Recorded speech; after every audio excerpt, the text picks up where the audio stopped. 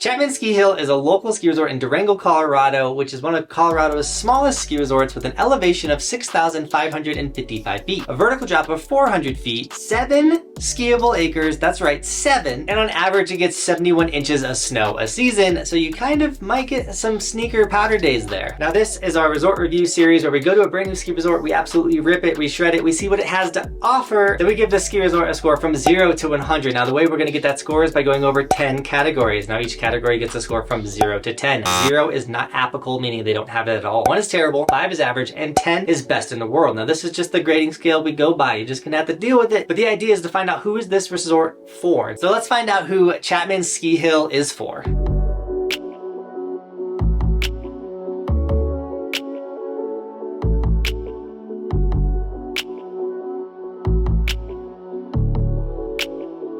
Now the first category, lift prices. How expensive is it to show up at Chapman? And coming in at $16 for the day, that's actually a killer price. Anything under $20 gets a score of a 9. The only way to get a 10 is to be a free ski resort, which do exist, but yeah, 9. You cannot beat $16 for the day. Now lodging, ski in, ski out, do they have it? Nah, they don't, but there's a ton of places to stay in Durango, but Chapman Ski Hill does not have any lodging. Now, ease of access, how easy is it to get to Chapman? If you want to travel and come rip this ski hill, you could fly directly into Durango and you're looking at a 25-minute drive from the airport to the ski hill, which is killer, so I give them a 7 for ease of access. Normally, if a resort's that close, they get like a 10, like super easy, because also you're just kind of like city driving, it's not that bad. But Durango, in a way, is actually kind of a hard resort to get to. Like if I was living in Colorado, which I do, driving from Denver to Durango, it's a long drive. Same thing from like Colorado Springs, any of the bigger cities. In Durango, airport is a smaller airport, so it might be a pricier plane ticket to get there, but if you did fly in and you wanted to go to Purgatory in Chapman Ski Hill, you totally can.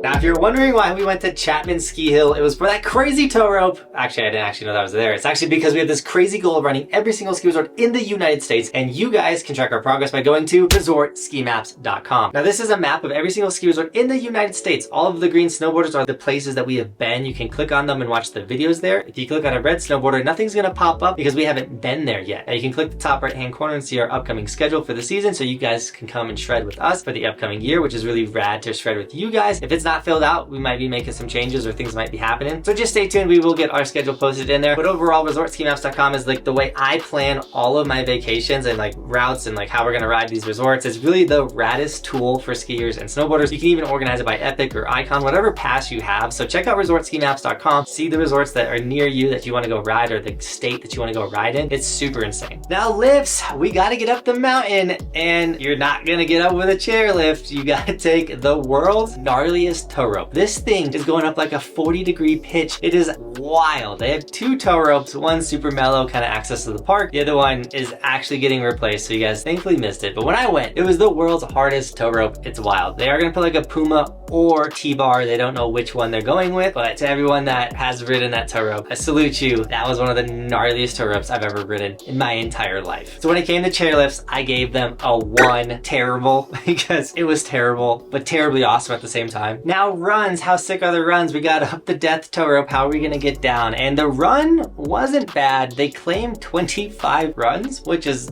nuts to me because it's 1 run. And it's got some good steepness to it. Once again, that's why the tow rope is so hard. And they did have a little mogul section, but it was so steep. I got bodied on the mogul section. But overall, I did have fun making turns on their slope. It wasn't that bad, honestly. But despite the run kind of being fun for a couple turns, it is terrible. It is a 1. Their runs aren't that good there, honestly.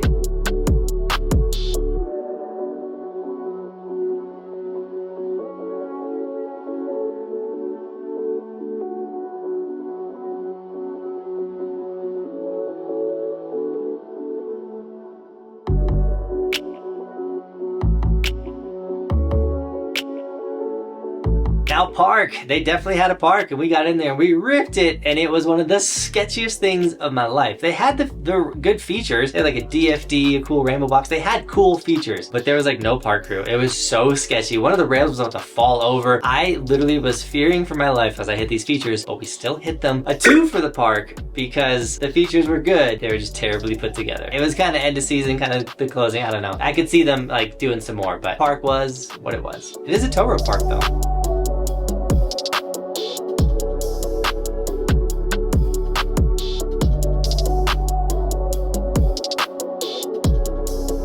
if you're enjoying this video and you want to support this dream of riding every single ski resort in the United States, you guys can do that by snagging an Evolution sticker. We even have ski versions for all the skiers out there, but if you snag the sticker, throw it on the side of your helmet, let everyone know you're part of Team Buckhouse, that really does support the dream. That's where our travel budget comes from. So you guys snagging the merchandise, whether that's the stickers or the shirts or whatever, it really means the world to me. If you snag it, tag me on Instagram and I'll give you guys gear and sticker shout outs in my vlogs. Now food, you're gonna get hungry while you're out there. You're gonna want to eat something. Well, you gotta go into the little hockey lodge, whatever, the hockey arena, and you can get some snacks. They had like, you know, like candy bars, things like that. Like that's all they got for food. So they get a 1 for food. You're not getting like hamburgers or anything like that. And maybe I didn't look hard enough. Maybe the hockey arena locals let us know. Do the hockey arena, they sell concessions? Maybe at game day, if you're riding the hill, you can get some like pretzels, hot dogs, things like that. Now views and scenery, how sick are the views? And honestly, they were pretty rad. I believe you're looking towards like the Silverthorne area, Purgatory area, whatever mountains you were looking at. They were gorgeous, honestly. The view from Ski Chapman, even though it's not the highest point in that area either, they were still amazing. And so I gave them a 6 for views and scenery. Now employees, we cover employees because they can make or break your day on the mountain. You can have the incident that I had at Keystone, you can check it out right here, that would ruin your vacation if you were going on vacation. Or you could have an employee that goes above and beyond, make sure your rentals are good, everything's good, you have the greatest vacation ever, or they could give you the worst rentals that didn't fit you, things like that. Like, it's important to have good employees. And while Ski Chapman had specifically the raddest dude, the tow rope wasn't working when we first showed up and I was so bummed. I was like, I have to ride this tow rope. This is gonna make the video. And this dude worked his butt off. He literally sprinted down the hill. I've never seen anything like it. And fixed the tow rope, worked really hard. He was a rad dude. I forgot his name. He was so rad that I mailed him a pair of goggles. I was like, you're the man. And so I hooked him up with a pair of goggles and he was just the nicest dude. So a 10 for employees. He made the day, he made the video, he made my trip. That's what we want out of an employee. Now the last category, the would I go back? Because if I wouldn't go back to a ski resort, why would I recommend it to you guys? And specifically with Ski Chapman,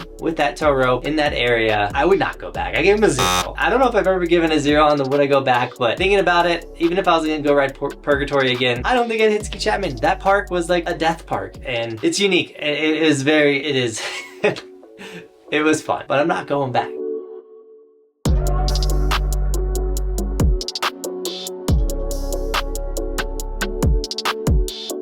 Before I tell you the score though for Ski Chapman from 0 to 100, if you want to see if there's a resort that gets a lower score, you can check out the resort review playlist right here or go back to resortskimaps.com. We have all of the resort review scores on the website. You can check it out and see who has the worst score of resort ski maps. Now the score from 0 to 100, what score did Ski Chapman get? They got a subscribe.